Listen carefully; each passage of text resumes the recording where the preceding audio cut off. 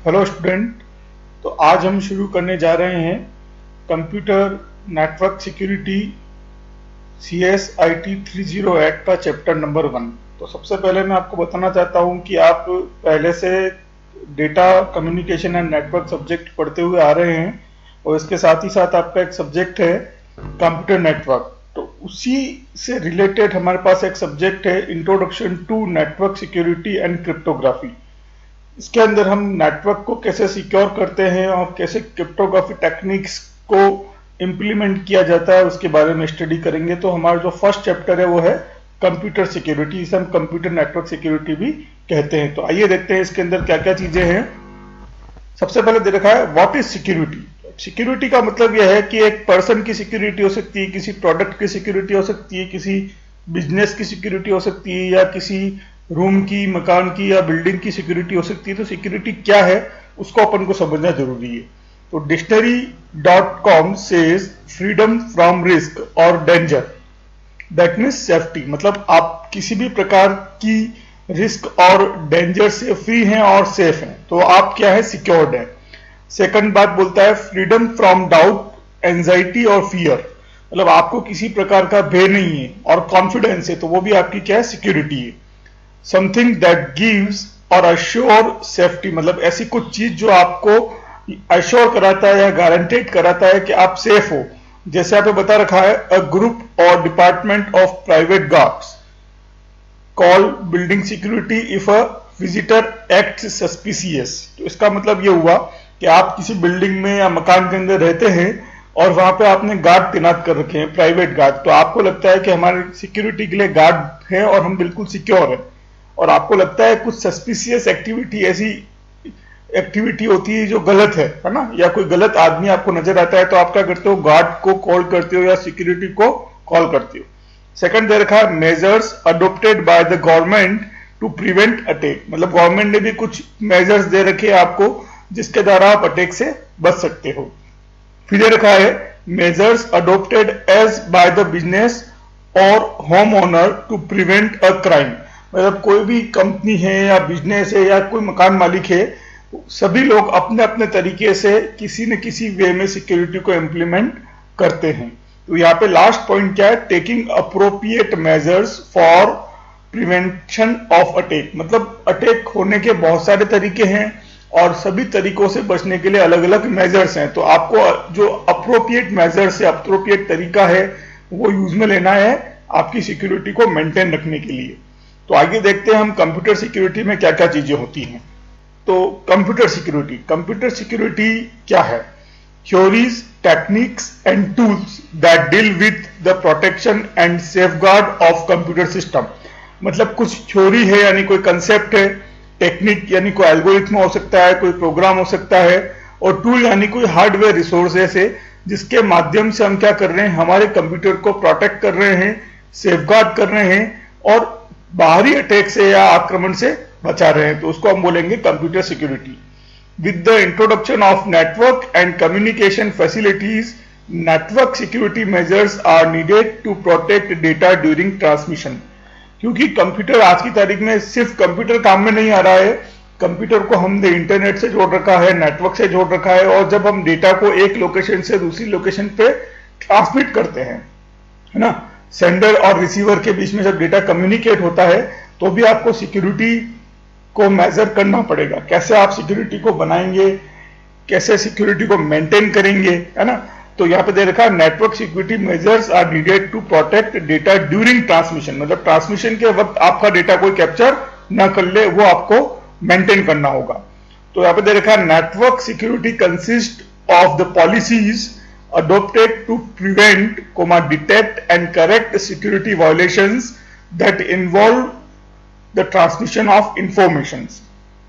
क्या मतलब हुआ, कुछ ऐसी पॉलिसी बनानी पड़ेगी नेटवर्क के अंदर जो पहले तो बचाएगा किसी भी प्रकार के अटैक से, यानी प्रिवेंट करना, अगर कोई अटैक हो जाता है तो उसको डिटेक्ट करना और फिर वापस क्या करना, करेक्ट करना। जैसे मैंने डेटा सेंड किया है तो डेटा कहीं लॉस हो रहा है, तो लॉस होना तो कहां डेटा लॉस हुआ उसको डिटेक्ट करना पड़ेगा, उस वापस लॉस डेटा को वापस आइडेंटिफाई करके करेक्ट करके रिसीवर तक पहुंचाना होगा। तो इस तरह के सिक्योरिटी पॉलिसीज इंप्लीमेंट करनी होगी नेटवर्क के अंदर। Why do we need security, हमें सिक्योरिटी की आवश्यकता क्यों, या कंप्यूटर या नेटवर्क को सिक्योरिटी की आवश्यकता क्यों है। तो जैसे बहुत बड़ी बड़ी कंपनीज होती है, बिजनेसेस होते हैं, या अलग अलग तरह की चीजें होती है, और सब जगह डेटा जो है बहुत ही ह्यूज क्वांटिटी में, यानी कि बहुत ही बड़ी क्वांटिटी में डेटा होता है, और डेटा अगर किसी अटैकर के पास पहुंच जाए तो किसी भी प्रकार का हमला या नुकसान उनको कर सकता है। तो protect whittle information while still allowing access to those who need it, है ना। मतलब मेरे को बहुत बड़ी इंफॉर्मेशन को प्रोटेक्ट करना है, और जिनको प्रोवाइड करनी इंफॉर्मेशन वो रास्ता मेरे को ओपन रखना है एक तरह से, है ना। जैसे मान लो बैंक का कर्मचारी है, वो डेटा को एक्सेस कर सकता है, लेकिन कोई अटैकर डेटा को एक्सेस ना कर पाए। तो इस तरह की सिक्योरिटी मेंटेन करनी पड़ेगी हमें, और इसलिए सिक्योरिटी की आवश्यकता होती है। हमारे पास अलग अलग तरह के यूजर्स हैं, अलग अलग तरह के अटैकर्स है, तो यूजर्स को तो डेटा आपको प्रोवाइड करना है, और अटैकर से डेटा को बचाना है। Provide authentication and access control for resources. Authentication का मतलब क्या हुआ कि मैं यूजर नेम पासवर्ड प्रोवाइड कर रहा हूं, मतलब पर्टिकुलर यूजर डेटा को एक्सेस कर सकता है, उसके पास ऑथेंटिकेशन टेक्निक्स है like user name password. Second बोलते हैं अपन एक्सेस कंट्रोल, इसका मतलब यह है कि कौन सा यूजर क्या डेटा देख सकता है या क्या रिसोर्स यूज में ले सकता है। जैसे एक कंपनी के अंदर एक मैनेजर होता है, उसको पर्टिकुलर रूम में जाने की इजाजत है, और एक बाबू जो होता है उस रूम में नहीं जा सकता है। तो एक्सेस कंट्रोल लगा हुआ वहां पे कि इस पर्टिकुलर रूम में मैनेजर तो जा सकता है लेकिन बाबू नहीं जा सकता। इसी प्रकार हमारे डेटा के अंदर अलग अलग तरह के एक्सेस कंट्रोल डिफाइन किए जाते हैं। एक बैंक के अंदर मैनेजर लेवल की इंफॉर्मेशन अलग तरह से रिप्रेजेंट होती है, क्लर्क लेवल की इंफॉर्मेशन अलग तरह से रिप्रेजेंट होती है, और जो कस्टमर है उसको एक लिमिटेड इंफॉर्मेशन रिप्रेजेंट की जाती है। तो ये सब क्या है, आपके एक्सेस कंट्रोल की टेक्निक्स हैं। फिर रखा है गारंटी अवेलेबिलिटी ऑफ रिसोर्सेज, मतलब जितने भी रिसोर्सेज हैं वो टाइमली अवेलेबल हो जाए और गारंटीड अवेलेबल हो जाए। मतलब ऐसा नहीं हो जब मुझे किसी प्रकार के डेटा की आवश्यकता हो और मैं एक्सेस ही नहीं कर पाऊं। तो इस तरह की चीजों के लिए हमें कंप्यूटर सिक्योरिटी बनाने की आवश्यकता है। सिक्योरिटी अप्रोचेस, तो सिक्योरिटी अप्रोचेस के अंदर अलग अलग तरह की अप्रोचेस बताई गई है। पहला बताया है इसके अंदर ट्रस्टेड सिस्टम। ट्रस्टेड मतलब विश्वसनीय, जिसके ऊपर आप विश्वास कर सको। तो a trusted system is a computer system that can be trusted to a specified extent to enforce a specified security policy. क्या मतलब हुआ इसका, एक ट्रस्टेड सिस्टम जो है वो इतना विश्वसनीय होना चाहिए कि उसकी सिक्योरिटी पॉलिसी जो है वो किसी भी प्रकार के अटैक को सहन कर सके, है ना। मतलब सिक्योरिटी पॉलिसी इतनी टाइट होनी चाहिए। जैसे एंटीवायरस जो होता है वो हर तरह के वायरस से लड़ने में सक्षम होता है, तो उसकी पॉलिसी है। इधर रखा it contain the following characteristics, it should be tamper proof. Tamper मतलब छेड़खानी करना। तो आपके सिस्टम के साथ या आपके रिसोर्सेस के साथ किसी भी प्रकार की टेम्परिंग नहीं होनी चाहिए, किसी भी प्रकार का छेड़खानी नहीं होना चाहिए। Second, it should be always invoked, मतलब जब भी रिसोर्स की आवश्यकता हो वो मेरे पास अवेलेबल हो जाना चाहिए। इन्वॉक करना मतलब कॉल करना या काम में लेना। तो आपका रिसोर्स जो है या डेटा है हमेशा अवेलेबल होना चाहिए, ताकि ऑथेंटिकेट पर्सन और राइट पर्सन अपना काम समय पे कर सके। और थर्ड पॉइंट दे रखा है it should B small and independent. तो आपकी जो सिक्योरिटी पॉलिसी है वो क्या है, आपकी स्मॉल होनी चाहिए, इंडिपेंडेंट होनी चाहिए। मतलब उसके लिए मेरे को किसी और रिसोर्स पे या यूजर पे डिपेंड होने की आवश्यकता नहीं है। फिर दे रखा है सिक्योरिटी अप्रोचेस के अंदर सेकंड पॉइंट सिक्योरिटी मॉडल्स, है ना। तो आप अलग अलग सिक्योरिटी मॉडल्स को इंप्लीमेंट करके सिक्योरिटी अप्रोचेस यूज में ले सकते हो। तो यहां पे 4 अलग अलग सिक्योरिटी मॉडल दे रखे हैं। पहला मॉडल है नो सिक्योरिटी। इसका मतलब है implement no security at all, मतलब सब कुछ ओपन है, हर कोई आदमी किसी भी डेटा को एक्सेस कर सकता है, किसी भी रिसोर्स को एक्सेस कर सकता है, मैंने कोई सिक्योरिटी इंप्लीमेंट नहीं कर रखी है। फिर रखा है सेकंड पॉइंट सिक्योरिटी थ्रू ऑब्सक्यूरिटी, यानी डार्कनेस, है ना। इसका मतलब ये हुआ कि जैसे मैं एक अंधेरे में खड़ा हूं तो मुझे कोई भी ढूंढ नहीं पाएगा, तो इसी को बोला है यहां पर सिक्योरिटी थ्रू ऑब्सक्यूरिटी यानी darkness. A system is secure simply because nobody know about its existence and content, मतलब उसके डेटा को, उसके कंटेंट को कोई भी नहीं जान पाएगा, न देख पाएगा, तो वो क्या कहलाएगा आपका सिक्योरिटी थ्रू ऑब्सक्यूरिटी। फिर दे रखा होस्ट सिक्योरिटी। होस्ट सिक्योरिटी का मतलब यह है कि नेटवर्क के अंदर जितने भी सिस्टम है सब अपने इंडिविजुअल लेवल की सिक्योरिटी को मेंटेन कर रहे हैं, है ना। जैसे मेरे कंप्यूटर नेटवर्क के अंदर 10 सिस्टम है तो 10 सिस्टम की मैंने अलग अलग सिक्योरिटी पॉलिसीज लगा रखी, तो वो कहलाएगी मेरी host security. The security for every host is enforced individually, मतलब अलग अलग अपने अपने सिस्टम की सिक्योरिटी को मेंटेन करके चल रहे हैं। फिर रखा है नेटवर्क सिक्योरिटी। नेटवर्क सिक्योरिटी का मतलब यह है कि एक नेटवर्क के अंदर बहुत सारे कंप्यूटर है, लेकिन मैं कंप्यूटर्स को प्रोटेक्ट नहीं करके कंप्लीट नेटवर्क को क्या कर रहा हूं, प्रोटेक्ट कर रहा हूं। इंडिविजुअल सिस्टम या होस्ट पे न जाकर कंप्लीट नेटवर्क को क्या कर रहे हैं अपन, सिक्योर कर रहे हैं, तो उसको हम बोलेंगे होस्ट नेटवर्क सिक्योरिटी। फिर देखा है थर्ड जो अप्रोच है वो है सिक्योरिटी मैनेजमेंट प्रैक्टिसेस। तो सिक्योरिटी मैनेजमेंट प्रैक्टिसेस की जब बात करते हैं तो 4 अलग अलग प्रैक्टिसेस बताई गई है। पहली वो बात बोली गई है अफोर्डेबिलिटी। अपन बोलते हैं किसी चीज को अफोर्ड कर सकते हैं या नहीं कर सकते हैं, तो आपका जो सिक्योरिटी इंप्लीमेंटेशन है उसको अफोर्डेबल बनाना है आपको, यानी cost wise, man power wise easily implement हो सके। तो cost and efforts in security implementation, मतलब बहुत ज्यादा पैसा भी नहीं लगाना है और एफर्ट्स भी कम लगाने हैं, तो वो कहलाता है आपका अफोर्डेबल सिक्योरिटी पॉलिसी।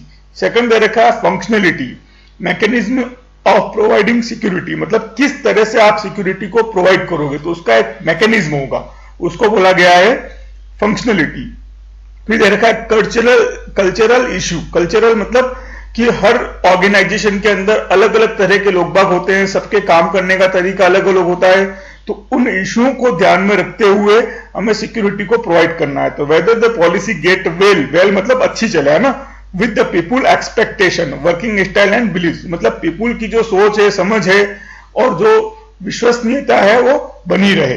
फिर दे रखा है legality, whether the policy meets the legal requirement. Legal मतलब आपके जितने भी साइबर लॉज बने हुए हैं, आईटी एक्ट्स बने हुए हैं, तो आपकी सिक्योरिटी पॉलिसी क्या हो, मैच करनी चाहिए। फिर दे रखा है principle of security. Principle of security अलग से टॉपिक है जिसके अंदर हम कुछ पॉइंट्स को कवर करेंगे, जैसे confidentiality, authentication, integrity, non repudiation, access control and availability. तो आइए देखते हैं हर के अंदर क्या क्या काम होता है। सबसे पहले आता है कॉन्फिडेंशियलिटी। तो अपन जब भी बोलते हैं कि हमारा डेटा बहुत कॉन्फिडेंशियल है, कॉन्फिडेंशियल का मतलब यह है कि जो सेंडर है और रिसीवर है इनके अलावा कोई डेटा को रीड न कर सके, तो उस तरह के डेटा क्या कहलाएगा, आपका कॉन्फिडेंशियल डेटा कहलाएगा। तो यहां पे देखा this principle specified that only the sender and receiver should be able to access the content of message, मतलब रिसीवर और सेंडर के अलावा और कोई डेटा को एक्सेस न कर सके, तो आपका डेटा क्या होगा, कॉन्फिडेंशियल होगा। लेकिन अभी यहां पे हम डायग्राम में देख रहे हैं एक सेंडर है, एक रिसीवर है, इन बिटवीन एक अनऑथोराइज्ड पर्सन क्या कर रहा है, डेटा को एक्सेस कर रहा है, तो इसको हम बोलेंगे लॉस ऑफ कॉन्फिडेंशियलिटी यानी इंटरसेप्शन। आपकी कॉन्फिडेंशियल जो है डेटा लॉस हो रहा है और इस तरह के अटैक को हम बोलते हैं इंटरसेप्शन। तो यहां पे दे रखा है confidentiality get compromised if an unauthorized person user is able to access a message and this kind of attack is known as interception. Next is authentication. Authentication का मतलब यह है कि आपके डेटा को सही यूजर एक्सेस कर रहा है ना। आपके नाम से कोई गलत यूजर एक्सेस करता है तो आपका ऑथेंटिकेशन क्या हो गया, ब्रेक हो गया है। जहां पे जैसे डायग्राम में हम देख रहे हैं एक यूजर सी है जो कि अनऑथोराइज्ड पर्सन है, वो क्या बोलता है आई एम यूजर ए, और मैसेज किसको सेंड कर देता है, बी को। तो बी को क्या लगता है ये जो मैसेज आया है वो किसने भेजा है, ए ने भेजा है, पर एक्चुअल में मैसेज किसने सेंड किया है, सी ने सेंड किया है। तो अनऑथोराइज्ड पर्सन क्या कर रहा है, ऑथोराइज्ड यूजर के यूजर नेम पासवर्ड को एक्सेस करके रिसीवर तक क्या कर रहा है, कोई मैसेज पहुंचा रहा है। तो इस तरह के अटैक को हम बोलते हैं फैब्रिकेशन, और इसको बोलेंगे हम अब्सेंस ऑफ ऑथेंटिकेशन, और ये अटैकर जो अटैक करेगा उसको बोलेंगे हम फैब्रिकेशन। तो authentication mechanism help us to establish proof of identities. तो ऑथेंटिकेशन से हम क्या करते हैं, किसी भी यूजर की आइडेंटिटीज को मेंटेन करते हैं। This process ensure that original message और डॉक्यूमेंट इज करेक्टली आइडेंटिफाइड। मतलब यह है कि आपका जो ओरिजिन है मैसेज का, ओरिजिन मतलब जहां से मैसेज निकला है या भेजा गया है, वो करेक्टली आइडेंटिफाइड होना चाहिए। Whenever authentication is failed this attack is known as fabrication. जैसा कि हमने डायग्राम में ऑलरेडी समझ लिया है कि जब भी आपका ऑथेंटिकेशन प्रोसेस पर अटैक होता है तो उसे हम बोलते हैं फैब्रिकेशन। नेक्स्ट दे रखा है इंटीग्रिटी। इंटीग्रिटी का मतलब होता है कि मैं किसी कंटेंट को या मैसेज को सेंड कर रहा हूं सेंडर से रिसीवर के बीच में, और मेरा कंटेंट और मैसेज क्या होता है, सेम रहता है, तो मेरा इंटीग्रिटी ब्रेक नहीं हुआ है। लेकिन अगर मेरा कंटेंट या मैसेज जो है चेंज हो जाता है तो मेरा इंटीग्रिटी या कंसिस्टेंसी जो है वो क्या हो गया है, ब्रेक हो गया है। मेरा मैसेज कंसिस्टेंस नहीं रहा है, उसमें किसी प्रकार का मॉडिफिकेशन या परिवर्तन हो गया है, और इस तरह के अटैक को हम बोलते हैं मॉडिफिकेशन। तो यहां पर देखा है integrity means the content of message remain same as the provided by sender, है ना। मतलब आपका कंटेंट जो है मैसेज का वो सेम रहना चाहिए, उसमें किसी प्रकार का परिवर्तन नहीं होना चाहिए। तो इस तरह के सिस्टम को हम बोलते हैं इंटीग्रिटी। और जब कंटेंट चेंज हो जाता है तो वो कहलाता है आपका अटैक ऑन इंटीग्रिटी, और इस अटैक को हम बोलते हैं मॉडिफिकेशन। तो जैसे हम यहाँ पे देख रहे हैं डायग्राम में, ए एक मैसेज है और बी रिसीवर, ए एक सेंडर है और बी क्या है, रिसीवर है। तो इसका जो आइडल पाथ है या रूट है वो है A to B, but in between C जो है अटैकर है वो क्या करता है, इसका रूट चेंज कर लेता है ना। और मैसेज जो है वो क्या आपका transfer of $100 to D, but C क्या करता है, इस मैसेज के अंदर 10 और ऐड कर देता है, ट्रांसफर ऑफ $1000 टू डी। मतलब आपका क्या हो गया है, जो कंटेंट है मैसेज का वो क्या हो गया है, चेंज हो गया है। तो इस तरह के अटैक को हम क्या बोलते हैं, मॉडिफिकेशन बोलते हैं। If the content of message are change during transmission after the sender send but before it receive by the receiver, मतलब सेंडर ने तो भेज दिया पर रिसीवर ने भी रिसीव नहीं किया है, और उसके बीच में आपका कंटेंट क्या हो गया है, चेंज हो गया है। Then this type of attack is known as modification. उसके बाद दे रखा है non repudiation. There are situation in which user send a message and later on refuses that he was the sender of message। मतलब एक situation होगी या ऐसी कोई प्रक्रिया होगी या आपके सामने स्थिति होगी जिसके अंदर क्या होगा कि आपने कोई मैसेज प्राप्त किया है, लेकिन जो सेंडर है वो बाद में मना कर देगा कि ये मैसेज तो मैंने सेंड नहीं किया है।